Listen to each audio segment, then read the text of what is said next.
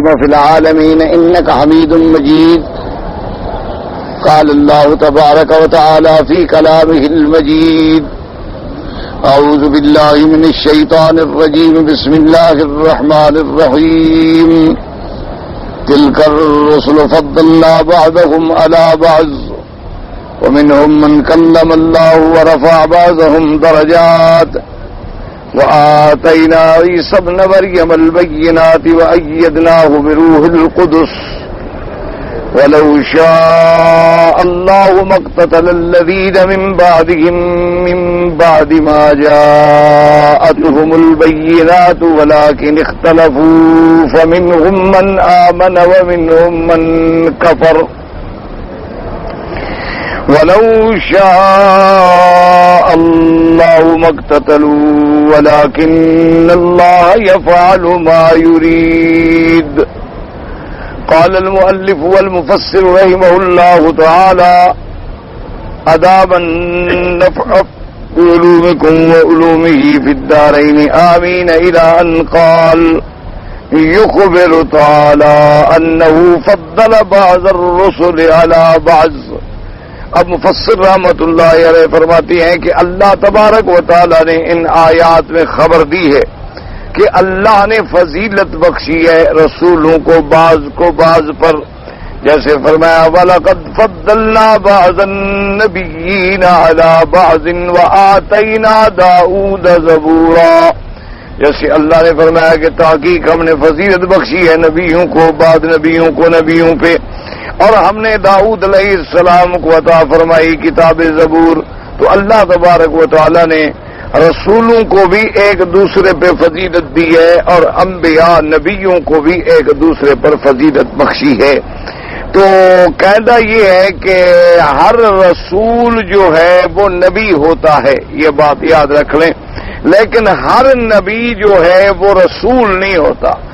رسول اور نبی میں فرق یہ ہے کہ رسول اس کو کہتے ہیں کہ جس کو اللہ تبارک و تعالی نے شریعت عطا فرمائی ہو، مستقل کتاب عطا فرمائی، شریعت عطا فرمائی. اور نبی کے لیے یہ ضروری نہیں ہوتا کہ اس کو مستقل کوئی کتاب ملے، بلکہ وہ سابقہ کتاب کے تابع بھی ہوتے ہیں. جیسے کہ بڑی آسان فہم جو سمجھ کے لیے آسان بات ہے، حضرت موسیٰ علیہ السلام جو ہیں اللہ کے رسول ہیں، اور ہارون علیہ السلام ان کے بھائی جو ہیں وہ نبی ہیں، کیونکہ موسیٰ علیہ السلام کو اللہ نے تورات دی، شریعت دی. ہارون علیہ السلام جو ہیں وہ تورات ہی کے مطابق تبلیغ اور دعوت دیتے تھے، تو اس لیے ہارون علیہ السلام نبی اور موسیٰ علیہ السلام رسول. اور اسی طرح یہ بھی دیکھ لیں کہ نبوت جو ہے وہ عام ہے اور رسالت جو ہے وہ خاص ہے. اس لیے اللہ تبارک و تعالی نے 1,24,000 یا اللہ عالم نبی بھیجی ہیں، ان میں رسول صرف کتنا ہے؟ 313. تو اس لیے رسالت کا مرتبہ جو ہے وہ نبیوں سے بڑھ کے ہے. پھر اللہ نے نبیوں کو آپس میں ایک دوسرے سے فضیلت عطا فرمائی، اور رسولوں کو بھی اللہ تبارک و تعالی نے آپس میں ایک دوسرے سے فضیلت عطا فرمائی. نفس نبوت و رسالت میں سب شریک ہوتے ہیں. اور اسی طرح یہ بات بھی ذہن میں رکھ لیں کہ نبوت یا رسالت یہ ولایت نہیں ہے، فرق ہے. ولایت جو ہے کسی بندے کا ولی بن جانا، یہ ولایت جو ہے یہ تو کسبی چیز ہے، محنت سے حاصل ہونے والی چیز ہے. یعنی اگر کوئی بندہ صحیح معنوں میں عقل حلال صدق مقال، یعنی کھانا پینا اوڑھنا بچھونا اپنا حلال سے کر لے، اور زبان پہ کبھی جھوٹ نہ آنے دے، اللہ کے فرائض کی پابندی کرے، محرمات سے بچ جائے، مامورات کی تعمیل کرے، تو محنت کرتے کرتے اللہ اس کو مقام ولایت عطا فرما دیتے ہیں. اور یعنی کوئی بندہ بھی مقام ولایت پہ پہنچ سکتا ہے، کیونکہ یہ کسب سے محنت سے حاصل کرنے والی چیز ہے.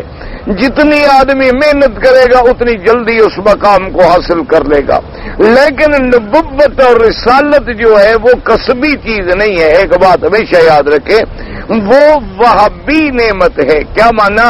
اللہ تبارک و تعالی اپنے علم کامل کے مطابق جس کو چاہتے ہیں نبوت و رسالت کے لیے چن لیتے ہیں۔ کوئی آدمی محنت کرنے سے نبی نہیں بن سکتا۔ اسی لیے جیسے کہ مرزا قادیانی کو اور اپنا نعوذ باللہ نبی ماننے والے جو ہیں وہ لوگوں کو یہی دھوکہ دیتے ہیں کہ دیکھو جی قرآن مقدس میں آیا ہے وَمَن يُطِعِ اللَّهَ وَالرَّسُولَ فَأُولَٰئِكَ مَعَ الَّذِينَ أَنْعَمَ اللَّهُ عَلَيْهِم مِّنَ النَّبِيِّينَ وَالصِّدِّيقِينَ وَالشُّهَدَاءِ وَالصَّالِحِينَ وَحَسُنَ أُولَٰئِكَ رَفِيقًا، کہ جس شخص نے بھی اللہ کے رسول کی اطاعت کی فَأُولَٰئِكَ مَعَ الَّذِينَ، وہ اطاعت کرنے والے لوگ جو ہیں وہ قیامت میں کن کے ساتھ ہوں گے؟ النبیین، انبیاء کے ساتھ، صدیقین کے ساتھ، شہداء کے ساتھ، صالحین کے ساتھ۔ اور کیا ہی بہترین رفاقت اور پسندیدہ رفاقت ہے کہ جن کو اللہ انبیاء و صدیقین کی صحبت و رفاقت نصیب کر دے تو وہ عام مسلمانوں کو دھوکہ دیتے ہیں کہ دیکھو جی اللہ کی اطاعت اور اللہ کے رسول کی اطاعت کرنے سے آدمی صدیق بن سکتا ہے، شہید بن سکتا ہے، صالحین میں شمار ہو سکتا ہے، تو نبی کیوں نہیں بن سکتا؟ تو وہ یہ دھوکہ دیتے ہیں۔ حالانکہ وہاں یہ نہیں ہے کہ جو اللہ یا اللہ کے رسول کی اطاعت کرے وہ نبی بن جائے گا۔ وہاں تو اللہ نے یہ فرمایا فَأُولَٰئِكَ مَعَ الَّذِينَ أَنْعَمَ اللَّهُ عَلَيْهِمْ، وہ قیامت والے دن ان کے ساتھ ہوگا۔ یہ نہیں کہ وہ بھی نبی بن جائے گا۔ ساتھ ہونا نبی کے علیحدہ بات ہے، نبی ہونا علیحدہ بات ہے۔ لاکھوں صحابہ میرے نبی کے ساتھ تھے تو کیا سب نبی بن گئے؟ حضرت ابو بکر رضی اللہ تعالیٰ عنہ نے اتنی قربانیاں دی تو کیا پھر وہ نبی بن جائیں گے؟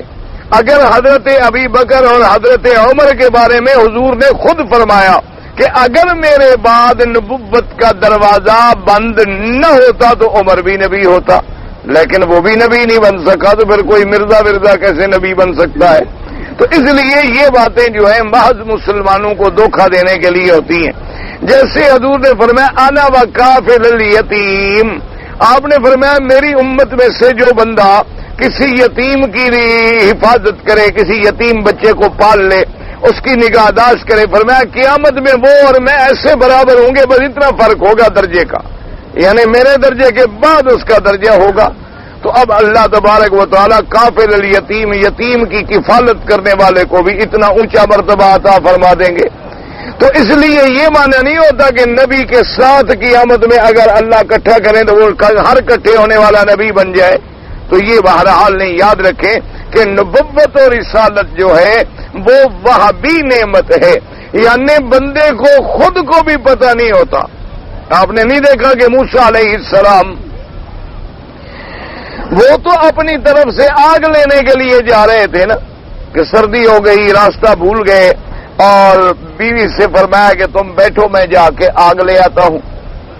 تو وہاں جب گئے تو اللہ نے حکم فرمایا کہ موسیٰ علیہ السلام جوتے اتار دو، تم تو وادی مقدس میں ہو، اور اللہ نے کلام فرمایا، اللہ نے رسالت عطا فرمائی۔ اب موسیٰ علیہ السلام کو بھی پتہ نہیں کہ مجھے رسالت مل رہی ہے، تو اس لیے قرآن نے واضح فرما دیا اللہ اعلم حیث یجعل رسالتہ، اللہ جانتے ہیں بہتر کہ وہ اپنی رسالت کا مرتبہ کس کو دیتے ہیں۔ اسی طرح فرمایا اللہ یصطفی من الملائکۃ رسلا ومن الناس، اللہ تبارک و تعالیٰ چن لیتے ہیں فرشتوں میں سے بھی جس کو رسول بناتے ہیں، یعنی وہ رسول ہوتا ہے اللہ اور نبی کے درمیان میں، اور بندوں میں سے بھی جس کو رسول بناتے ہیں خدا چنتے ہیں، یہ نہیں کہ اس کو بندے چن لیں یا وہ محنت کرتے کرتے کرتے پہنچ جائے۔ اچھا اسی طرح جو ہے کہ وہ دھوکہ دیتی ہیں، وہ کہتے ہیں دیکھو جی ہارون کے لیے تو موسیٰ علیہ السلام نے دعا مانگی تھی، جب اللہ نے حکم دیا موسیٰ علیہ السلام کو کہ تم فرعون کے پاس جاؤ، تو موسیٰ علیہ السلام نے کہا کہ اللہ میاں ایک تو بات یہ ہے کہ میری زبان میں لکنت ہے، میں اتنی فصاحت و بلاغت سے خطاب نہیں کر سکتا، اور دوسری بات یہ ہے کہ فرعون کا میرے اوپر جو ہے الزام بھی ہے کہ ان کا ایک آدمی میرے ہاتھ سے مارا گیا تھا، تو اس لیے مہربانی کریں، اگر اللہ پاک میری حال پہ رحم فرما دیں اور میرے بھائی کو بھی میرا ساتھی بنا دیں تو میرا بازو مضبوط ہو جائے گا، ہم دو ہو جائیں گے اور کھل کے قوت سے بات کر سکیں گے۔ تو اللہ تبارک و تعالیٰ نے آپ کی دعا جو ہے منظور فرما لی۔ تو وہ یہ بھی دھوکہ دیتے ہیں، دیکھو جی یہ تو دعا سے نبی بن گیا کہ حضرت موسیٰ علیہ السلام نے دعا کی اور ہارون علیہ السلام کو نبوت جو ہے وہ مل گئی۔ تو اس لیے اگر موسیٰ علیہ السلام کی دعا سے نبوت مل جاتی ہے تو ہمارے مرزا کو بھی مل گئی۔ ان کے لیے بھی دعا مانگی گئی، محنت کی گئی، انہوں نے بڑی ریاضت کی، بڑی عبادت کی، بڑی اطاعت کی اللہ کی، اور عیسائیوں کے ساتھ بڑے مناظرے کیے، اللہ کی توحید کا پرچار کیا۔ تو بہرحال تو یہ بات جو ہے، ایک بات یاد رکھو کہ جب موسیٰ علیہ السلام کو اپنی رسالت کا بھی علم نہیں ہے تو ہارون علیہ السلام کی رسالت کا بھی علم، نبوت کا بھی علم نہیں ہے۔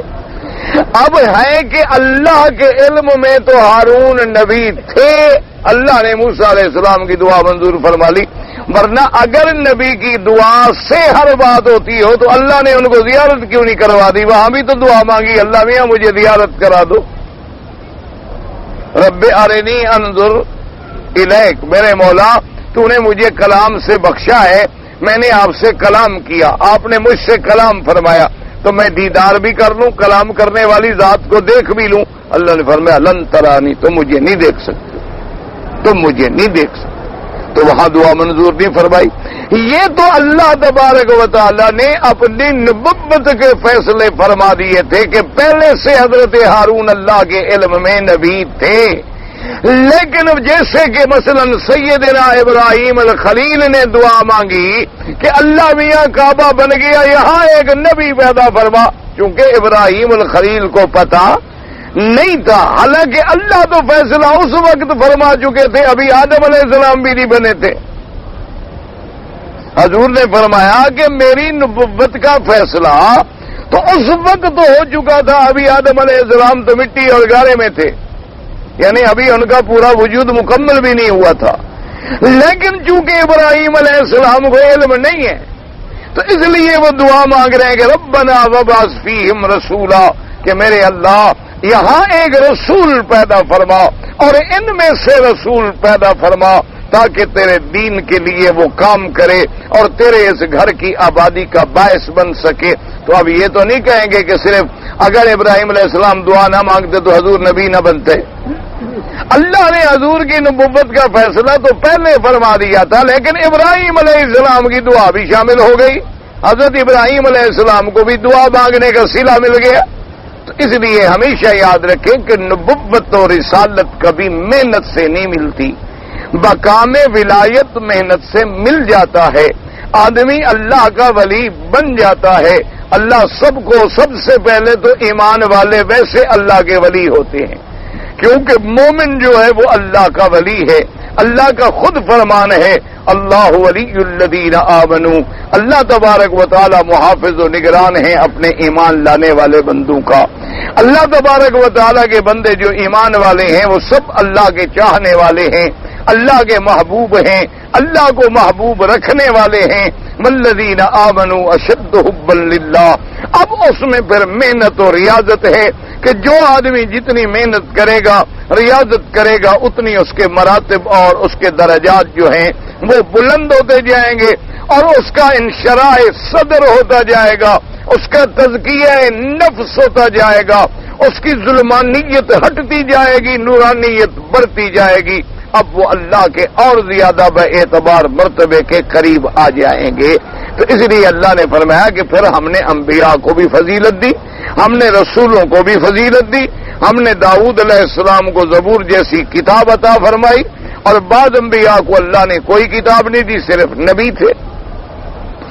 اس لیے فرماتی ہیں وَقَالَ هَٰؤُلَاءِ تِلْكَ الرُّسُلُ فَضَّلْنَا بَعْضَهُمْ عَلَىٰ بَعْضٍ مِّنْهُم مَّن كَلَّمَ اللَّهُ، اللہ نے فرمایا کہ بعض رسولوں کو ہم نے فضیلت دی ہے اور بعض پیغمبر ایسے ہیں جن سے اللہ تبارک و تعالیٰ نے خود کلام فرمایا ہے، جیسے کہ مفسر فرماتے ہیں یعنی موسیٰ و محمد صلی اللہ علیہ وسلم، جیسے اللہ تبارک و تعالیٰ نے موسیٰ علیہ السلام سے کلام فرمایا، اسی طرح پروردگار عالم نے معراج کی رات میرے آقا خاتم الانبیاء حبیب کبریا سرکار مدینہ صلی اللہ علیہ وسلم سے بھی بغیر کسی واسطے کے کلام فرمایا، اور موسیٰ علیہ السلام سے تو ایک جگہ کلام ہے، لیکن میرے مدنی پاک سے تو بار بار کلام ہے معراج میں، کہ حضور بار بار جاتے تھے اپنی امت کے لیے نمازیں معاف کرانے کے لیے، اور ہر دفعہ اللہ تبارک و تعالیٰ 5 نمازوں کو معاف فرما دیتے تھے، کیونکہ نمازیں تو 50 فرض ہوئی تھی۔ موسیٰ علیہ السلام نے ہی عرض کیا تھا کہ حضور مہربانی کریں، اللہ تبارک و تعالیٰ سے دعا کریں، اللہ پاک سے معافی مانگیں، آپ کی امت جو ہے 50 نمازیں نہیں پڑھ سکے گی۔ اب اصل میں بات یہ ہوتی ہے، یاد رکھیں نا جی، کہ اللہ پاک سے دعا کرو کہ اللہ ہم سب کی ہدایت کا فیصلہ فرمائیں، اللہ تمام مسلمانوں کی ہدایت کا فیصلہ فرمائیں۔ مشکل یہ ہوتی ہے کہ جب ذہن ٹیڑھا ہو نا جی، وہ سیدھی بات کو بھی ٹیڑھا کر لیتا، یہ خدا کی قدرت ہے، اللہ پاک رحمت فرمائے۔ اب دیکھیں نا جی، مثلا ایک گاڑی ہے، اب کار ہے آپ کے پاس، گاڑی ہے، اب اس کو آپ نماز کے لیے استعمال کر رہے ہیں، مدینہ شریف کے لیے استعمال کر رہے ہیں، جمعہ پہ پہنچنے کے لیے استعمال کر رہے ہیں، اپنے بچوں کو تعلیم کے لیے استعمال کر رہے ہیں، تو نعمت بن گئی۔ اب اگر کوئی ٹیڑھے ذہن کا آدمی ہو تو کوئی اس کو ٹیکسی چلا کے کرایہ کمانا شروع کر دے گا، کوئی اور ٹیڑھا آدمی ہو تو جرم کرنا شروع کر دے گا، کوئی اور ٹیڑھا آدمی ہو اللہ تبارک و تعالیٰ معاف کرے تو اس کو گناہوں کا ذریعہ بنا دے گا۔ تو یہ اصل میں اللہ راضی ہو نا تو آدمی ہدایت پہ رہے۔ اب دیکھیں کہ جیسے اللہ تبارک و تعالیٰ نے موسیٰ علیہ السلام کو یہ مقام دیا کہ حضور سے عرض کیا کہ اپنی امت کے لیے معافی مانگیں، ہمارے جو تھوڑے سے ٹیڑھے ذہن کے لوگ تھے نا، انہوں نے کہا دیکھو جی، یہ وہابی کہتے ہیں کہ بھئی نبیوں کو علم غیب نہیں ہوتا، تو موسیٰ علیہ السلام کو علم نہیں تھا تو کیوں کہا کہ تمہاری امت نمازیں نہیں پڑھے گی؟ انہوں نے اپنا مسئلہ نکال لیا، کیونکہ خود ٹیڑھا تھا نا جی، اگر راستہ ٹیڑھا ہو تو پانی اسی طرح پھرے گا نا، سانپ کی طرح بل کھائے گا، نہر سیدھی ہو تو پانی سیدھا جائے گا۔ انہوں نے یہاں ایک بات پیدا کر لی، انہوں نے کہا دیکھو جی، موسیٰ علیہ السلام نے جو عرض کیا کہ آقا آپ اللہ سے معافی مانگیں، آپ کی امت 50 نمازیں نہیں پڑھے، حضور نے معافی مانگی، اللہ نے فرمایا کہ 5 پڑھ لیں، 5 معاف ہیں، 45 پڑھیں۔ حضور واپس آ گئے، اور صحیح حدیث ہے، بخاری و مسلم کی حدیث ہے کہ موسیٰ علیہ السلام ارجع الی ربک فاسألہ التخفیف، موسیٰ علیہ السلام نے کہا حضور پھر جائیں، پھر معافی مانگیں، 45 بھی نہیں پڑھیں گے۔ حضور پھر تشریف لے گئے، اللہ نے فرمایا چلو 5 اور معاف ہو گئی، 40 رہ گئی۔ حضرت موسیٰ علیہ السلام نے کہا کہ حضرت پھر جائیں، فاسألہ التخفیف، 40 بھی نہیں پڑھیں گے۔ حضور پھر گئے، پھر گئے، پھر گئے، حتیٰ کہ 5 رہ گئے۔ اور اللہ نے یہ کرم بھی فرما دیا کہ یہ بھی فیصلہ فرما دیا کہ آپ کی امت پڑھے گی تو 5، لیکن ہم ثواب 50 کا دیں گے۔ من جاء بالحسنۃ فلہ عشر امثالھا، ہم اسی طرح، چونکہ اللہ کے فیصلے نہیں بدلتے، لا یبدل القول لدی، ہم نے جو 50 کا حکم دیا ہے وہ برقرار، لیکن آپ کی امت کو معافی مل گئی، پڑھیں گے 5، لکھیں گے 50۔ اچھا، موسیٰ علیہ السلام نے پھر کہا کہ حضور 5 کے لیے بھی معافی مانگیں۔ حضور پاک نے فرمایا کہ اب تو مجھے اپنے اللہ کے دربار میں بار بار جانے سے حیات، تو انہوں نے مسئلہ نکال لیا، انہوں نے کہا کہ جناب آخر موسیٰ علیہ السلام کو علم غیب تھا کہ نہیں، ورنہ حضور کی امت کے بارے میں موسیٰ علیہ السلام کو کیسے پتہ چلا کہ نماز نہیں پڑھیں گے 50؟ تو انہوں نے ایک اپنا مسئلہ، ہر آدمی اپنا مسئلہ نکالتا ہے نا، اسی طرح مرزا قادیانی نے بھی مسئلہ نکالا تھا، اس مرزا قادیانی نے بھی مسئلہ نکالا، اس نے ایک وعدہ کیا تھا قوم سے کہ میں کتاب لکھوں گا 50 جلد، یعنی میری کتاب کی 50 جلدیں ہوں گی۔ مرزا نے لکھی 5 جلدیں، باقی لکھی نہ گئیں۔ تو اب قوم نے مطالبہ کیا کہ جناب سب لوگ ہمیں جھوٹا کر رہے ہیں کہ اچھا آپ کا نبی ہے جھوٹ بولتا ہے 50 کہے کہ 5 جلدیں لکھی اور بات ختم ہو گئی. انہوں نے کہا کمال کرتے ہو, میں نے لکھی 5 ہے, تم 50 سمجھو, اس کو ایک صفر لگا دو جیسے اللہ نے 5 کا 50 کر دیا. اللہ نے بھی تو 5 نمازیں کہا ہے نا کہ پڑھو, لیکن لکھوں گا میں 50. تو میں نے کتاب 5 لکھی ہے, تم 50 ہی سمجھو. اب جتنا ٹیڑھے ذہن ہوتے ہیں نا وہ ہر جگہ اپنی بات نکالتے. حالانکہ ایمان سے کہو کہ بھی کتابوں کا یا نماز کا کیا جوڑ ہے آپس میں.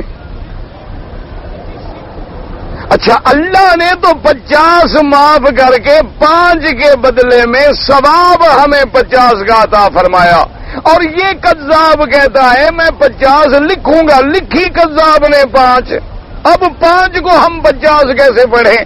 ہاں ایک ہو سکتا ہے کہ چونکہ ہوتا تو اس کی ہر بات جھوٹ ہے, تو لہذا جیسے 5 جلدوں میں جھوٹ بھرا ہوا ہے اور 45 جھوٹ کے پلندے ہم خود لکھ لیں اور شامل کر کے کہہ دیں گے جی 50 ہو گئی. یہ تو ہو سکتا ہے, اور تو کوئی حل نہیں ہے کہ 5 کو ہم صفر لگا کے خود 50 کر دیں, ہمارے اپنے بس میں ہے. اب جناب دیکھیں انہوں نے یہ مسئلہ نکال لیا میرے بریلوی بھائیوں نے کہ جی انبیاء عالم الغیب ہوتے ہیں. تو حالانکہ مسئلہ کیا ہے, بالکل سیدھی سی بات تھی. موسیٰ علیہ السلام حضور سے پہلے کے نبی ہیں یا بعد کے؟ ہاں جی, تو ان کو اپنی امت کا تجربہ ہو چکا تھا کہ نہیں ہو چکا تھا؟ اچھا ہم سے جو پہلے لوگ ہیں وہ ہم سے تو اچھے تھے نا بھائی, ہمارے باپ دادا ہم سے اچھے تھے نا, ان کے باپ دادا ان سے اچھے تھے. تو یہ تو موسیٰ علیہ السلام کا تجربہ تھا کہ جو میری امت اتنا 1000 سال پہلے گزر چکی ہے وہ 3 نمازیں نہیں پڑھتی تھی, تو جو بعد میں آنے والے کمزور لوگ ہیں وہ کہاں 50 پڑھیں گے؟ یہ تو ان کے تجربے کی بات ہے, اس میں کون سا علم غیب ہے؟ ایک آدمی پر جو بیتی ہو وہ بتلا رہا ہے تو اس میں علم غیب کیا ہو گیا؟ اچھا اب انہوں نے ایک دوسرا مسئلہ نکالا. انہوں نے کہا کہ دیکھو جناب, یہ جو موجودہ دور میں وہابی لوگ ہیں وہ کہتے ہیں کہ مرنے کے بعد نبی اور ولی مدد نہیں کرتے, وفات کے بعد وہ کسی قسم کی امداد نہیں کرتے. انہوں نے کہا دیکھو جی موسیٰ علیہ السلام نے موت کے بعد مدد کی ہے کہ نہیں کی؟ بھئی موسیٰ علیہ السلام بھی تو گزر گئے تھے اور ان کا زمانہ بھی گزر گیا تھا. انہوں نے پوری امت محمد مصطفیٰ کی مدد کی اور 45 نمازیں معاف کرنے کا ذریعہ بن گئے. تو انبیاء اور اولیاء موت کے بعد مدد کیسے نہیں کر سکتے؟ اچھا مجھے پہلے یہ بتائیں کہ مدد کرنے والا بڑا ہوتا ہے یا مدد لینے والا بڑا ہوتا ہے؟ ہاں جی, تو پہلے یہ بھی تو عقیدہ رکھیں کہ موسیٰ علیہ السلام حضور سے بڑے ہو گئے کیونکہ حضور کی مدد کی. اچھا اور حضور نے بھی یا علی مدد یا موسیٰ مدد کا نعرہ مارا یا مانگا یا طلب کیا یا نہیں کیا؟ ایک ہے یاد رکھو مشورہ دینا علیحدہ بات ہے, مدد کرنا علیحدہ بات ہے. مشورہ تو میرے پاک نبی کو صحابہ بھی دیتے تھے, فشاورہم فی الامر. حضور اپنے سے چھوٹے شان والے سے بھی مشورہ لے لیتے تھے, لیکن مشورہ دینا علیحدہ بات ہوتی ہے اور مدد کرنا علیحدہ بات ہوتی ہے. نصرت اصل پتہ ہے کہ موسیٰ علیہ السلام نے یہ ساری بات کیوں کی؟ جو اصل بات تھی اس پر تو ان کا دماغ پہنچا نہیں, اس پر تو وہ پہنچے ہیں جو صحیح معنی میں قرآن و حدیث کے عاشق ہیں. ابھی آپ نے پڑھا ہے نا موسیٰ علیہ السلام نے کیا دعا مانگی تھی کہ اللہ مجھے اپنا دیدار کرا دیں, تو اللہ نے فرمایا آپ میرا دیدار نہیں کر سکتے. اچھا ہم آپ کو تسلی کراتے ہیں, وَلَٰكِنْ انظُرْ إِلَى الْجَبَلِ, تم اس پہاڑ کو دیکھو, میں اس پر بھی صرف اپنی ایک تجلی ڈالتا ہوں. اگر یہ پہاڑ میری تجلی کو برداشت کر جائے تو پھر تم بھی درخواست کرنا رویت کی. اگر اتنا بڑا پہاڑ نہ برداشت کر سکے تو تم بھی برداشت نہیں کر سکو گے. فلما تجلی ربہ للجبل جعلہ دکن وخر موسیٰ صائقا. اللہ نے تجلی ڈالی, پہاڑ ریزہ ریزہ ہو گیا, موسیٰ علیہ السلام بے ہوش ہو. فلما افاق قال سبحانک تبت الیک. جب ہوش آیا تو کہا پاک ہے تیری ذات, میری توبہ, میرا اللہ میں پھر سوال نہیں کروں گا, میں نہیں دیکھ سکتا. اب معراج والی رات جب میرے مدنی نے اپنے رب کو دیکھا, کلام کیا, واپس آئے تو موسیٰ علیہ السلام کے اندر وہ رویت باری تھا اللہ کی جو تمنا تھی. انہوں نے کہا میرے نبی آپ نماز بخشوائیں تاکہ میں رب کو نہیں دیکھ سکا تو ان آنکھوں کو تو دیکھتا رہوں جو رب کو دیکھتی رہیں. اصل بات تو موسیٰ علیہ السلام کے بار بار کہنے کی یہ تھی, یہ نہیں تھی نعوذ باللہ کہ وہ کوئی مدد کر رہے تھے یا اللہ کے نبی نے ان سے مدد طلب کی تھی یا حضور صلی اللہ علیہ وسلم نے ان سے کوئی درخواست کی تھی, بلکہ وہ ایک تمنا تھی موسیٰ علیہ السلام کے دل میں کہ جتنی دفعہ یہ میرا محبوب جائے گا اپنے رب سے بات کرے گا واپس آئے گا, چلو میں نے اپنے رب کو نہ دیکھا تو دیکھنے والے کو تو دیکھ لیا نا. تو یہ تو ایک مقام تھا, لیکن جن کے عقل ٹیڑھے تھے انہوں نے راستہ بھی ٹیڑھا نکال لیا. اچھا اسی طرح دیکھیں کہ یہ ہمارے بھائی جو تھے انہوں نے علم غیب کا مسئلہ نکالا. اچھا, اور رافضی شیعہ جو تھے وہ پیچھے رہنے والے کہاں تھے, انہوں نے بھی ایک مسئلہ نکال لیا. انہوں نے کہا کہ حضور پاک نے جب آپ جنگ پہ تشریف لے جا رہے تھے تو آپ نے فرمایا حضرت علی سے کہ بی بی فاطمہ الزہرا رضی اللہ تعالی عنہا کا طبیعت ٹھیک نہیں ہے, آپ گھر میں رہیں. حضرت علی رضی اللہ تعالی عنہ چونکہ بڑے شجاع تھے, بڑے بہادر تھے, بطل تھے, تو بہادر آدمی کے لیے گھر میں رہنا بڑا مشکل ہوتا ہے. انہوں نے بار بار طریقے سے حضور کی خدمت میں یعنی اشارتن کنایتن بات کی کہ حضور مجھے جنگ میں ساتھ لے جائیں, جنگ میں ساتھ لے جائیں. حضور نے فرمایا علی میرا حکم ہے تم گھر میں رہو. حضرت علی نے کہا حضور آپ کا حکم ہے میں تعمیل کرتا ہوں, لیکن ہے میرے لیے بڑا مشکل کہ سارے مجاہد جا کے میدان میں لڑے, میں گھر میں بیٹھے رہوں. تو حضور پاک نے فرمایا کہ عجیب بات, حضرت علی میں جو حکم دے رہا ہوں تمہارا گھر میں بیٹھنا کوئی تمہارے شان میں کمی کا باعث نہیں بنے گا. انت منی بمنزلت ہارون من موسیٰ, تم اسی طرح ہو جاؤ گے جیسے ہارون نے موسیٰ علیہ السلام نے ہارون کو اپنے پیچھے چھوڑا تھا کہ قوم کا خیال رکھنا, اور میں کوہ طور میں جا رہا ہوں تو تم بھی میری طرح نیابت کرو میرے گھر کے اندر, کیونکہ گھر کے معاملے میں کوئی غیر بندہ تو اندر نہیں جا سکتا. گھر کے معاملے میں تو وہ اندر جائے گا جس سے قرابت ہوگی, جس سے محرم ہوگا. غیر محرم کو آدمی گھر کی ڈیوٹی کیسے دے دے؟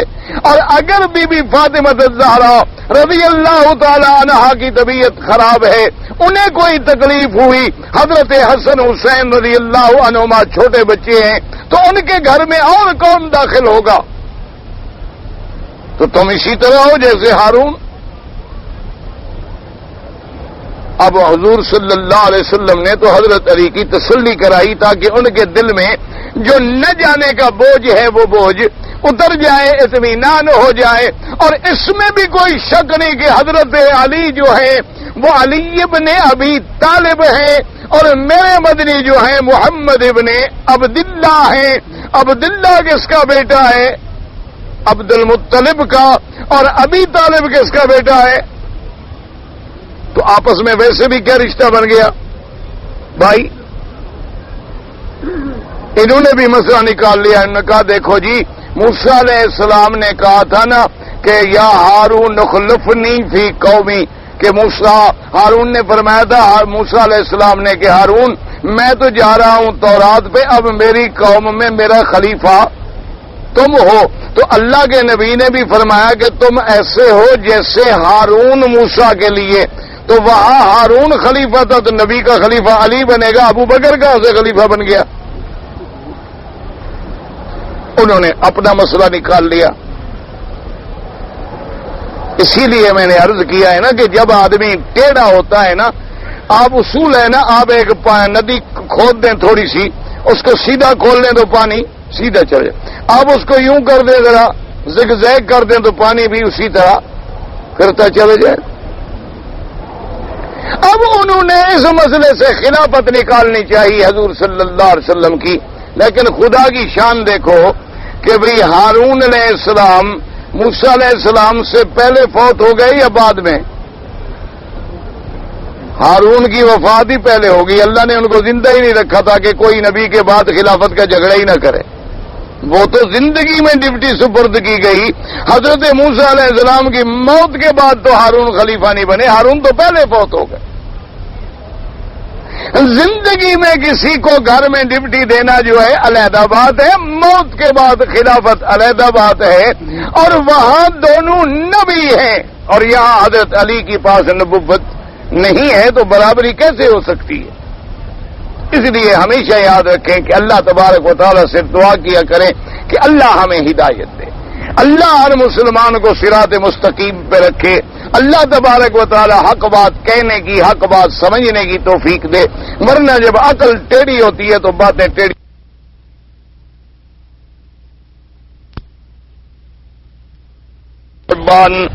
ان ابی ذر رضی اللہ تعالی عنہ ورفع بعضهم درجات كما ثبت في حديث الإسرائيل عن النبي صلى الله عليه وسلم الأنبياء في السماوات بحسب تفاوت منازلهم عند الله عز وجل.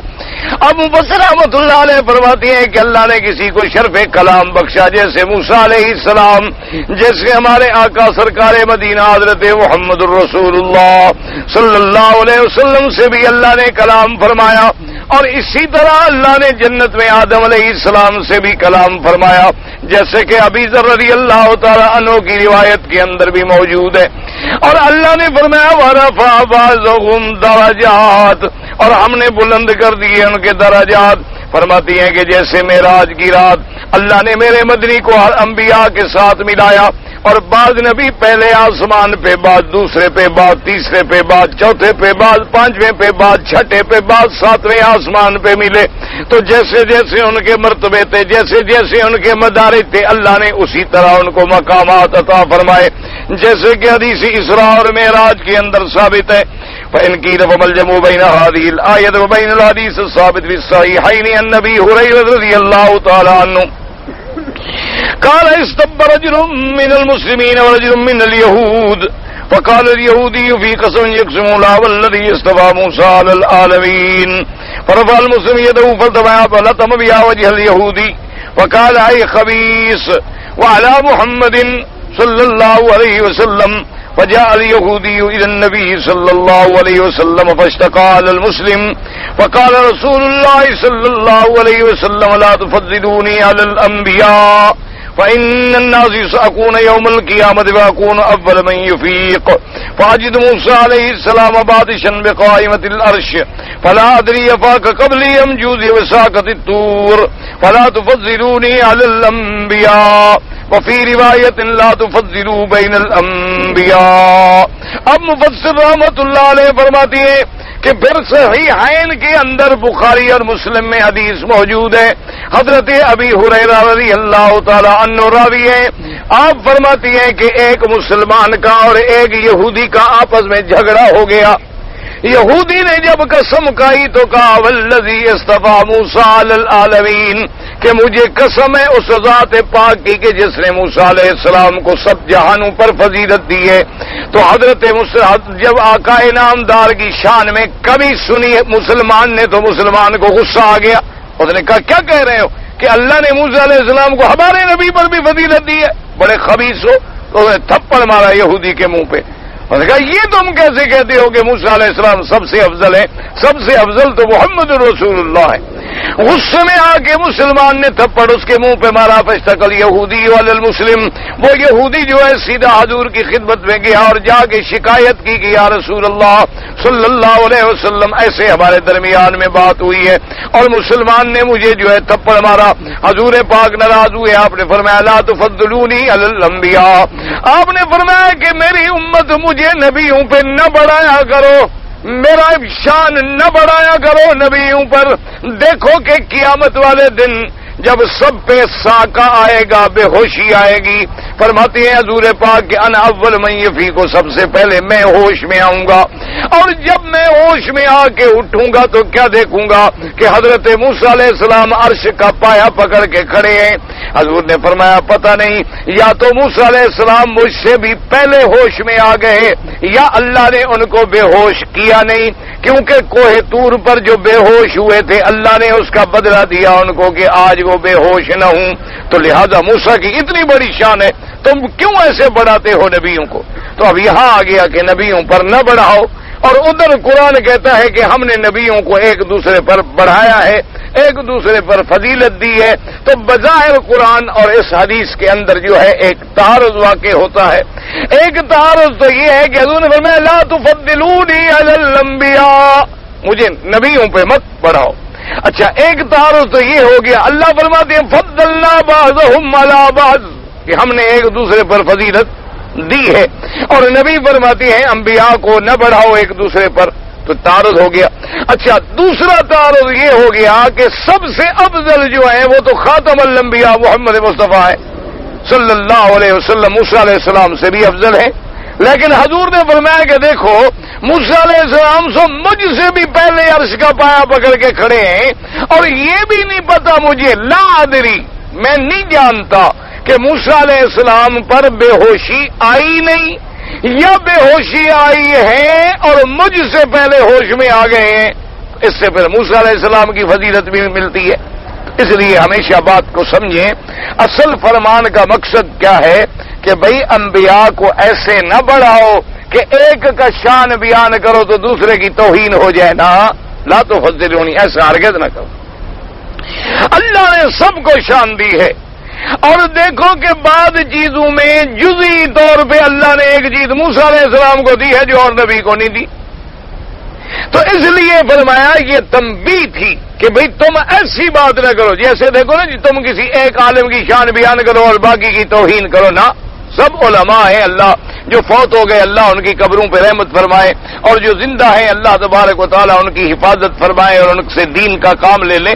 تو آپ تعریف کریں مثبت انداز میں کہ اللہ نے ہمارے نبی کو ایسی شان دی, ایسی شان دی, ایسی شان دی, ایسی شان دی.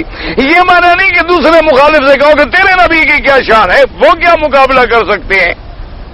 جیسے ہمارے بعض لوگ جو ہیں اللہ تبارک و تعالیٰ رحمت فرمائے, اللہ پاک ہدایت عطا فرمائے, ہمارے بعد مسلمان محبت میں آ کر بھی ایسی باتیں کر جاتے ہیں, محبت میں آ کے بھی کہہ دیتے ہیں دیکھو جی کہ موسیٰ علیہ السلام کو تو اللہ نے کوہ طور میں حکم دیا کہ فخلعنا علیک انک بالواد المقدس طویٰ.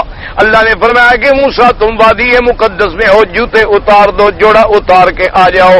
اب وہاں یہ بھی اور ساتھ کہتے ہیں دیکھو اللہ نے ہمارے نبی کو کیسے شان دی کہ معراج والی رات اللہ نے فرمایا کہ تم جوڑوں کے ساتھ میرے عرش پہ آ جاؤ. حالانکہ کتنا بڑا جھوٹ ہے, کہاں لکھا ہوا ہے اللہ نے فرمایا کہ جوڑے پہن کے عرش پہ آ جاؤ؟ قرآن میں ہے یا کسی حدیث میں ہے یا کسی بات میں ہے؟ جنہیں اتنا بڑا گھڑنتو ہے جس کا وجود ہی کوئی نہیں. پہلی بات تو یہ ہے کہ معراج والی رات حضور کا عرش پہ جانا بھی ثابت ہے کہ نہیں؟ سارے قرآن و حدیث کو آپ کنگھال ڈالیں, آپ کو کسی جگہ یہ نہیں ملے گا کہ حضور معراج والی رات عرش پر بھی تشریف لے گئے تھے. حضور صلی اللہ علیہ وسلم کے بارے میں یاد رکھیں دو روایات ملتی ہیں جو صحیح روایات ہیں بخاری اور مسلم کے اندر, یا جو قرآن کی آیات سے معلوم ہوتا ہے وہ تو آتا ہے سدرۃ المنتہا,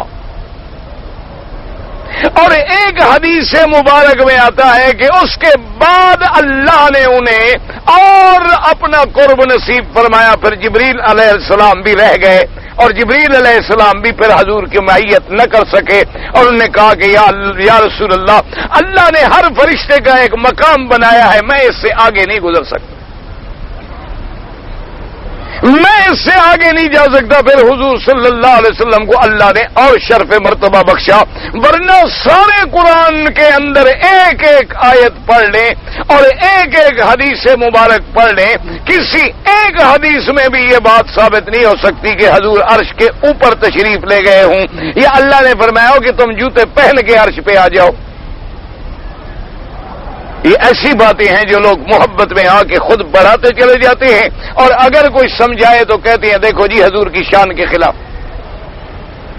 حالانکہ ایک بات یاد رکھو، اصولی بات ہے، اگر میرا پاک نبی محمد مصطفیٰ صلی اللہ علیہ وسلم اللہ کے کعبے میں آنکھیں کھول کے دماغ کھول کے مسئلہ سمجھو، اگر میرے نبی سرکار مدینہ صلی اللہ علیہ وسلم ایک تخت پہ تشریف فرما ہوں تو کیا یہ عظمت یہی ہوگی کہ آپ جو ہے جو ملنے کے لیے حضور کے دربار میں جائے، خادم جائے، صحابی جائے، اہل بیت کا آدمی جائے، وہ جوتوں کے ساتھ اسی تخت پہ چل جائے جس میں نبی بیٹھا ہے؟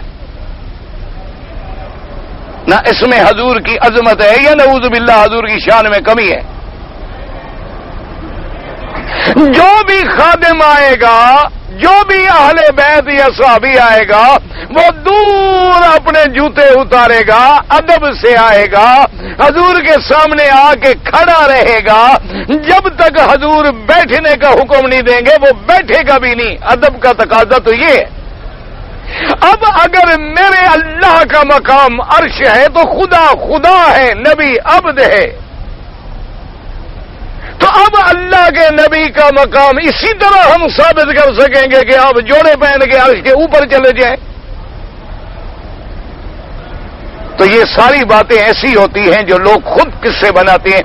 اس لیے حضور نے فرمایا کہ خبردار میری شان ایسے نہ بیان کیا کرو کہ دوسرے نبی کی توہین نکلے، یا میری فضیلت ایسے نہ بیان کیا کرو جیسے یہود و نصارہ نے بیان کی کہ حضرت عیسیٰ علیہ السلام کو بڑھاتے گئے اور عقیدہ رکھ لیا کہ خدا کا بیٹا ہے، اور بعد میں کہنے لگے نہیں بیٹا بھی نہیں، خود خدا ہے۔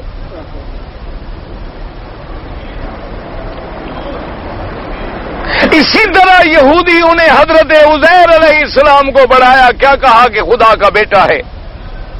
اللہ کے فرشتوں کے بارے میں قریش مکہ نے کہا کہ وہ خدا کی بیٹیاں ہیں۔ حضور نے فرمایا خبردار لا تطرونی کما اطرت النصارى، میری شان کو ایسے نہ بڑھانا جیسے نصرانیوں نے اپنے نبی کو بڑھایا، یہودیوں نے اپنے نبی کو بڑھایا کہ تم مجھے مقام الوہیت اور ربوبیت پہ پہنچا دو، یا تم مجھے خدا کے ساتھ ملا دو، یا تم میرا مرتبہ خدائی کے برابر کر دو۔ فرمایا خبردار ایسا ہرگز نہ کرنا، اور فرمایا اللہ یہود و نصارہ پہ لعنت کرے جنہوں نے اپنے نبیوں کے مقام کو سجدے گاہ بنا لیا۔ فرمایا خبردار تم کبھی میری قبر کو سجدہ گاہ نہ بنانا، کبھی میرے روضہ مبارک کو سجدہ گاہ نہ بنانا، کبھی میرے روضے کا طواف نہ کرنا، کبھی میرے روضے پہ آ کے سجدہ نہ کرنا، بلکہ سلام پڑھنے کے بعد اللہ کے کعبے کی طرف رخ کر کے دعا مانگنی ہے تو اپنے خدا سے مانگنا۔ تو اللہ کے نبی نے یہ ساری باتیں ہمیں سمجھا دی، لیکن اس کے باوجود بھی اگر آدمی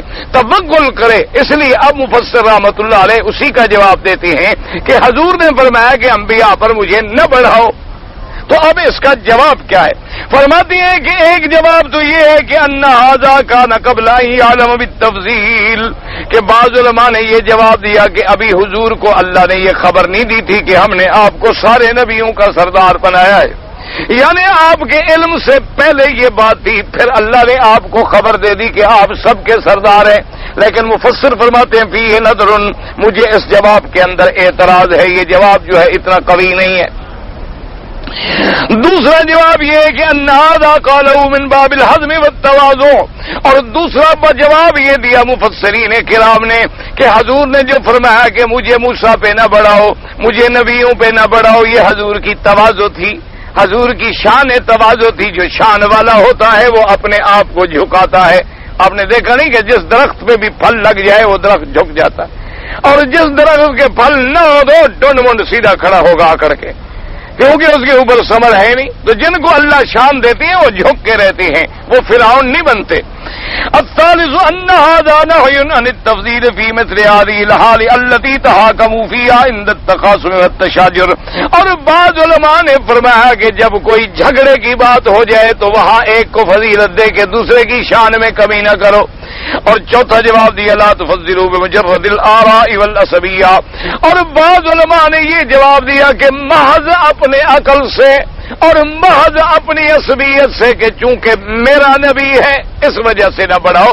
جن کو اللہ نے بڑھایا ہے سو بڑھایا ہے، تم اپنی رائے یا عصبیت کا استعمال نہ کرو. الخامس ليس مقام التفضيل إليكم وإنما هو إلى الله عز وجل وعليكم الانقياد والتسليم له والإيمان به.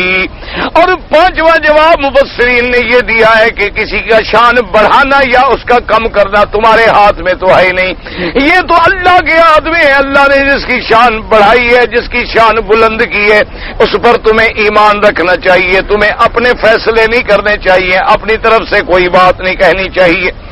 اب اللہ پاک فرماتی ہے وَآتَيْنَا عِيسَى ابْنَ مَرْيَمَ الْبَيِّنَاتِ الْحُجَّجَ وَالدَّلَائِلَ الْقَاطِعَاتِ عَلَى صِيَّةِ مَا جَاءَ بَنِي إِسْرَائِيلَ بِهِ مِنْ أَنَّهُ عَبْدُ اللَّهِ وَرَسُولُهُ إِلَيْهِمْ.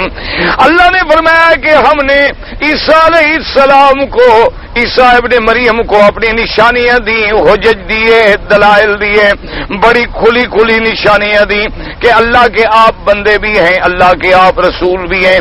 ایسے نہیں تھا کہ یہودیوں کا رد ہو سکے جو حضرت عیسیٰ علیہ السلام کے دشمن تھے. فرماتے ہیں وَأَيَّدْنَاهُ بِرُوحِ الْقُدُسِ یعنی ان اللہ أَيَّدَهُ بِجِبْرِيلَ علیہ السلام. اور اللہ تبارک و تعالی نے حضرت عیسیٰ علیہ السلام کی حفاظت کی اور تائید کی جبریل علیہ السلام کے ساتھ. ثم قال تبارک و تعالی وَلَوْ شَاءَ اللَّهُ مَا اقْتَتَلَ الَّذِينَ مِن بَعْدِ مَا جَاءَتْهُمُ الْبَيِّنَاتُ وَلَكِنِ اخْتَلَفُوا فَمِنْهُم مَّنْ آمَنَ وَمِنْهُم مَّنْ كَفَرَ وَلَوْ شَاءَ اللَّهُ مَا اقْتَتَلُوا وَلَكِنَّ اللَّهَ يَفْعَلُ مَا يُرِيدُ. اللہ پاک فرماتے ہیں وَلَوْ شَاءَ اللَّهُ مَا اقْتَتَلَ الَّذِينَ مِن بَعْدِهِمْ. اگر اللہ چاہتے تو یہ قومیں جو ہیں ہدایت ملنے کے بعد، کتابیں ملنے کے بعد، نبی رسول آنے کے بعد یہ قتال نہ کرتے. لیکن ولیکن اختلفوا، قرآن آنے کے بعد بھی، تورات آنے کے بعد بھی، دلائل آنے کے بعد بھی انہوں نے اختلاف کیا. فمنہم من آمن ومنہم من کفر. بعض ایسی ہیں جو ایمان لے آئے، بعض ایسی ہیں جنہوں نے کفر کیا. اللہ فرماتے ہیں وَلَوْ شَاءَ اللَّهُ مَا اقْتَتَلُوا.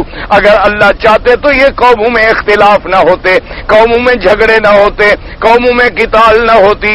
وَلَكِنَّ اللَّهَ يَفْعَلُ مَا يُرِيدُ. لیکن اللہ تبارک و تعالی جو کرتے ہیں، جو چاہتے ہیں، ان کو کوئی پوچھنے والا نہیں. اللہ نے فرمایا کہ اگر میں چاہتا تو ساری دنیا ایک کلمے پہ ہوتی، کوئی جھگڑا نہ ہوتا، کوئی خلاف نہ ہوتا، کوئی قتال نہ ہوتا. لیکن اللہ کی حکمتیں ہیں، اسی اختلاف کے اندر امتحان ہے بندوں کا کہ کون ایمان والے ہیں اور کون کفر والے ہیں، کون حزب الرحمان ہے اور کون حزب الشیطان ہے، کون اللہ تبارک و تعالیٰ کے راستے پہ چلنے والے، کون شیطان کے راستے پہ جانے والے. ورنہ اللہ اپنی قدرت سے تو سب کو اکٹھا کر دے، پھر وہ تو قوت کے ساتھ، قہر کے ساتھ ایمان ہوتا نا، جبر کے ساتھ. لیکن اللہ نے سب کو رائے دے دی، اس کی حکمتیں ہیں. لیکن کوئی آدمی یہ کہہ دیکھو جی اللہ نے اس کو تو مسلمان بنایا، اس کو کافر بنا دیا، کیوں کیا؟ تو اس کا جواب یہ ہے کہ حضرت ابن عباس رضی اللہ تعالیٰ عنہ کی خدمت میں ہے کہ یہودی نے آ کے پوچھا. اس نے کہا کہ جی آپ فرماتے ہیں کہ اللہ ہمارا بڑا عادل ہے، بڑا منصف ہے، بڑا عدل فرمانے والے ہیں. یہ کیا عدل ہے کہ اس بندے کو تو بنا دیا ایمان والا، اس کو بنا دیا کافر، حالانکہ یہ بھی اللہ کا بندہ ہے، یہ بھی اللہ کا بندہ ہے. تو حضرت ابن عباس نے فرمایا، آپ نے فرمایا جاہل مجھے یہ بتلاؤ کہ اللہ نے جو کچھ کیا اپنے ملک میں کیا ہے یا تمہارے ملک میں کیا ہے؟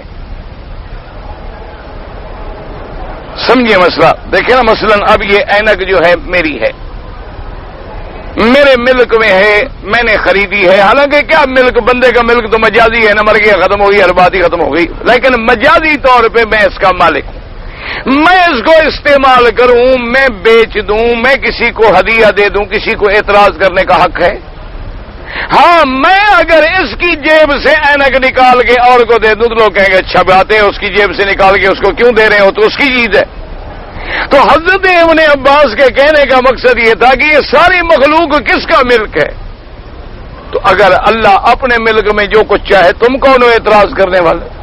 یا تو تمہارا ملک ہوتا پھر تم اعتراض کرتے کہ دیکھو جی اس کو مسلمان بنایا اس کو کافر بنایا، دونوں اس کا ملک ہے، وہ اپنے ملک میں جو چاہے کریں۔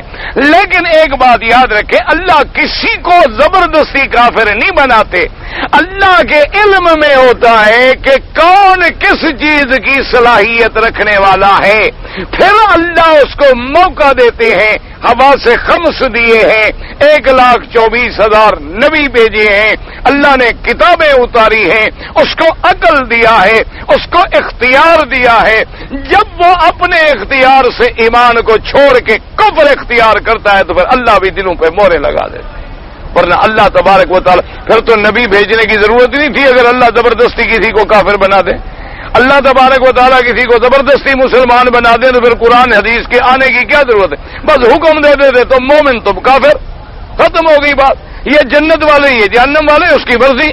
لیکن یہ سارا نظام کیوں قائم فرمایا کہ یہ دنیا دارالعمل ہے، یہ دنیا دارالامتحان ہے، آگے تم اپنے اعمال کی سزا پاؤ گے، جو کرو گے فَمَن يَعْمَلْ مِثْقَالَ ذَرَّةٍ خَيْرًا يَرَهُ وَمَن يَعْمَلْ مِثْقَالَ ذَرَّةٍ شَرًّا يَرَهُ، کہ جو آدمی بھلائی کا ذرے کے برابر بھی کرے گا اس کو بدلہ ملے گا، برائی ذرے کے برابر بھی کرے گا۔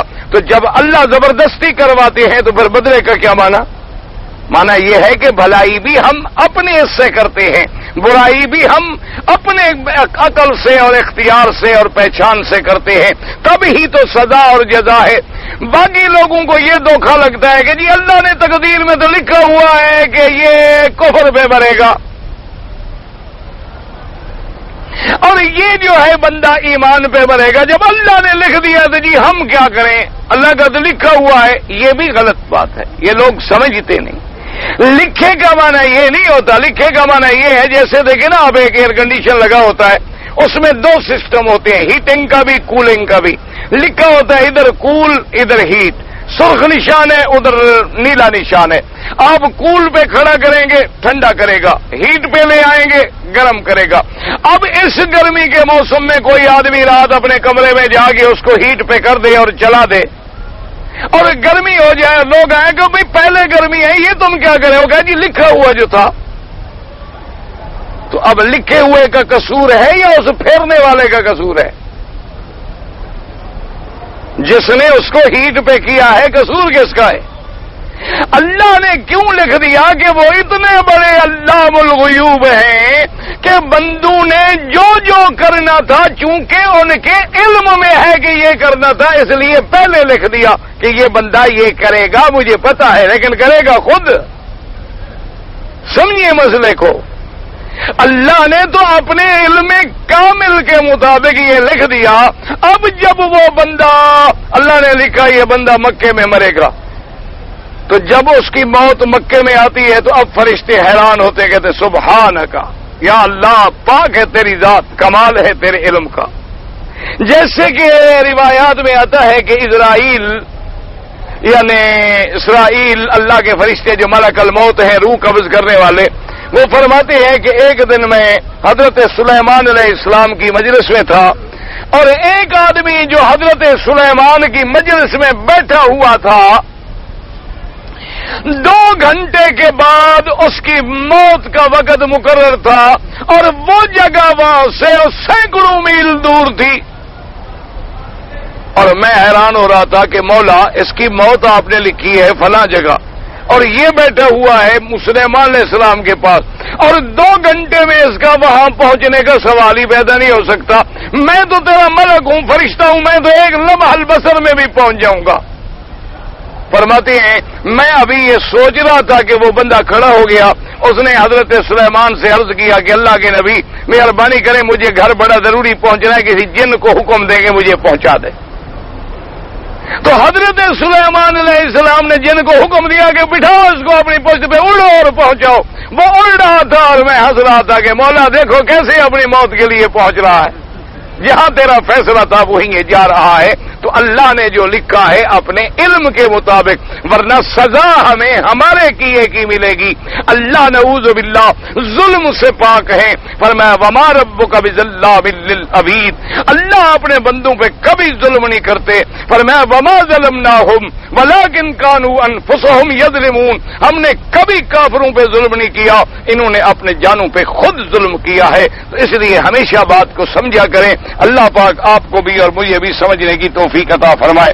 فرماتی ہے وَلَوْ شَاءَ اللَّهُ مَا اقْتَتَلُوا وَلَوْ شَاءَ اللَّهُ مَا اقْتَتَلُوا، اگر اللہ چاہتے تو ان کے جھگڑے اور قتال نہ ہوتا، لیکن كُلُّ ذَلِكَ عَنْ قَضَاءِ اللَّهِ وَقَدْرِهِ، ہر چیز اللہ کی قضا اور اللہ کی قدر ہے۔ وَلِهَٰذَا قَالُوا وَلَٰكِنَّ اللَّهَ يَفْعَلُ مَا يُرِيدُ، اللہ تبارک و تعالیٰ چاہتے ہیں، جو چاہتے ہیں وہ کرتے ہیں، اللہ سے کوئی پوچھنے والا نہیں۔ واللہ اعلم۔ کہتے ہیں جی کہ ہمارے یہاں رواج ہے کہ بعض عورتیں ناک میں وہ پہنتی ہیں اور کانوں میں بھی پہنتی ہیں، بالیاں والیاں یا کوئی جو بھی زیور شیور ہوتا ہے، تو یہ ان کا ناک میں پہننا، کان میں پہننا تو کوئی منع نہیں ہے، فقہا نے لکھا کوئی حرج نہیں، کیونکہ وہ اپنے منشے سے ایسا کر رہی ہے، کسی نے جبر تو نہیں کیا اس کو۔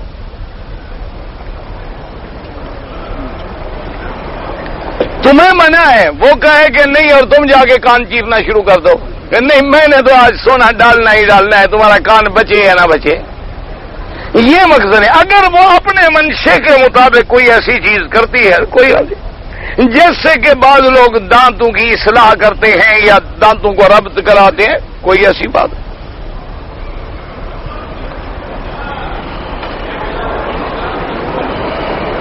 حضرت اویس کرنی صحابی نہیں ہیں، انہوں نے زیارت نہیں کی حضور کی۔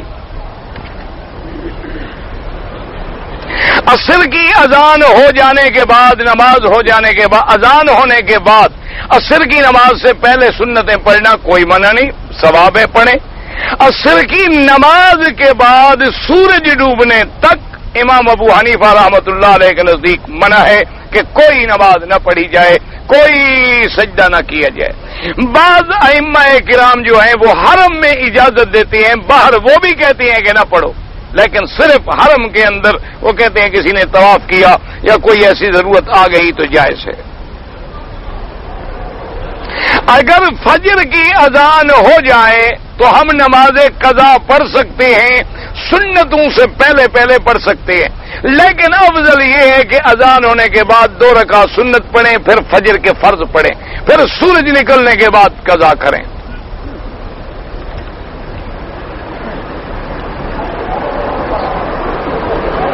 کہتے ہیں جی کہ ہندوستان میں جو لوگ ہنڈی کے ذریعے روپیہ بھیجتے ہیں، یا بعض لوگ جو ہیں وہ کسٹم نہیں دیتے اور کسٹم سے سامان چھپا کے لے جاتے ہیں، یا بعض لوگ جو ہے سونا چھپا کے لے جاتے ہیں، بھئی کافر ملک ہے جو مرضی ہے لے جاؤ، کوئی حرج نہیں، کوئی فرق نہیں پڑتا، جو مرضی ہے چھپاؤ، جتنا بچ سکتے ہو بچو، وہاں ظالمانہ ٹیکس ہیں ان سے بچنا بالکل جائز ہے، کوئی حرج نہیں، کوئی منع نہیں ہے۔ اگر مسلمان ملک ہے اس کو نقصان ہوتا ہے تو بالکل نہ کریں۔ ایک بات یاد رکھیں، اگر مسلمان ملک میں ہنڈی سے پیسہ بھیجیں اور ملک کو نقصان پہنچتا ہے تو پھر بالکل نہ کریں، لیکن اگر کوئی کافر ملک ہے جو قاتل ہے مسلمانوں کا، وہاں مسئلے پوچھنے کی ضرورت ہی کوئی نہیں، جو مرضی ہے کرو، سب جائز۔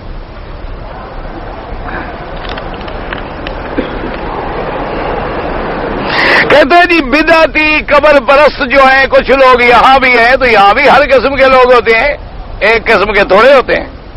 یہاں نماز پڑھنے والے بھی ہیں، بے نماز بھی ہیں، داڑھی والے بھی ہیں، داڑھی منڈے بھی ہیں، یہاں سچ بولنے والے بھی ہیں، جھوٹ بولنے والے بھی ہیں، اللہ کی توحید والے بھی ہیں، تو قبر والے بھی ہیں۔ قبر والے نہیں ہوں گے تو تیری توحید کی کیا قیمت ہوگی؟ تم ان کو ہدایت کرو، سمجھاؤ۔ وہ اپنی بدعات کی محنت کر رہا ہے، کیسٹیں تقسیم کر رہا ہے، اور تم اللہ کی توحید پہ خاموش ہو، تو تمہاری کمزوری ہے نا، تم اس کی اصلاح کرو، کوشش کرو، اس کو دین سمجھاؤ۔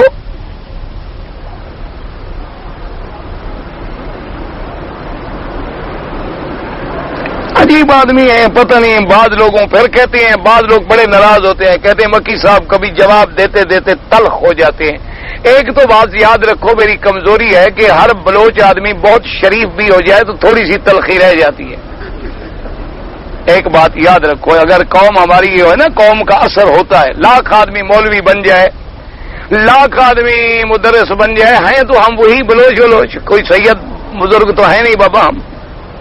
تو اس لیے وہ ایک تلخی ہوتی ہے فطری طور پہ، یہ کمزوری ہے انسان کی، یہ آدمی کے اپنے بس میں نہیں ہے. دیکھا نہیں کہ ایک سردار حضور پاک کی خدمت میں قید ہو کے آ گیا، سمامت ابن اسال نجد کے علاقے کا سردار تھا، قید ہو کے آ گیا. حضور نے فرمایا اس کو مسجد کے ستون کے ساتھ باندھ دو، مسجد کے ستون کے ساتھ باندھ دیا. حضور صلی اللہ علیہ وسلم سرکار مدینہ رحمت للعالمین کافی دیر کے بعد جب وہاں سے گزرے تو آپ نے فرمایا ہاں بھائی بتلاؤ کیا خیال ہے تمہارا، اب تم نے کیا فیصلہ کیا ہے؟ اور نے کہا حضور بات یہ ہے ان تقتل ذات دم. اور نے کہا دیکھو حضور کیا فیصلے کی بات ہے، میں بھی سردار ہوں اپنے قبیلے کا، اگر آپ مجھے قتل کریں گے میرا بھی بدلہ لینے والے موجود ہیں، قتل کر دیں مجھے کوئی پرواہ نہیں، اور انصاف ہو اگر آپ مجھے معاف کر دیں تو میں بھی پھر مرد ہوں، جڑا ہوں، احسان کا بدلہ دوں گا آپ کو. حضور نے فرمایا چلو بندہ رہے. ایک دن اور بندہ رہا، انہوں نے کہا اب دماغ ٹھیک ہو گیا ہوگا. حضور نے فرمایا اب بدلا، انہوں نے کہا جی ہماری وہی بات ہے، قتل کرنے ہیں کر دیں کوئی بات نہیں، میں کوئی لوارث ہوں، میں سردار ہوں، اور اگر معاف کرنا چاہتے ہیں تو پھر معاف کر دیں، پھر میں معافی کا بدلہ دوں گا انشاءاللہ، شریف آدمی ہوں میں، بدلہ نہیں بھول جاؤں گا. تو 2 دن گزر گئے، تیسرے دن حضور نے فرمایا ہاں اب کیا حال ہے، دماغ ٹھکانے آ گیا؟ انہوں نے کہا جی ہماری وہی بات ہے. حضور نے فرمایا چلو ہم احسان کرتے ہیں چھوڑ دو. حضور نے چھوڑ دیا، وہ چلا گیا ایک باغ میں، غسل کیا، کپڑے شپڑے بدلے، واپس آ گیا، کہنے لگا حضور اب میں کہاں جاؤں، اب مجھے کلمہ پڑھا دو.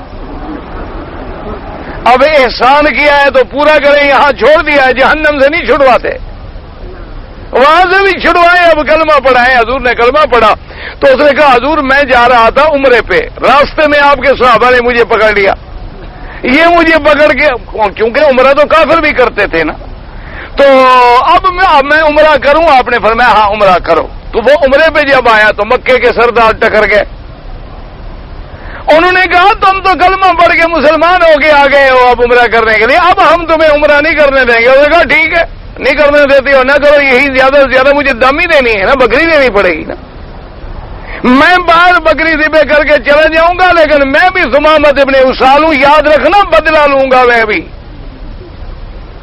انہوں نے کہا اچھا ٹھیک ہے. بہرحال انہوں نے عمرہ روک دیا، وہ واپس گیا. اس نے جناب جس راستے سے شام کا تجارتی قبائل آتے تھے، ان کے قافلے آتے تھے، گندم آتی تھی، چوکی بٹھا دی، اپنی قوم کے بندے بٹھا دیے کہ جو قریش کا قافلہ نکلے لوٹ لو، اور جو ان کی گندم لے کے جائے سب چھین لو. 6 مہینے میں کافروں کے تو آنکھیں باہر نکل آئیں، گندم آنی بند ہو گئی، کھائیں کہاں؟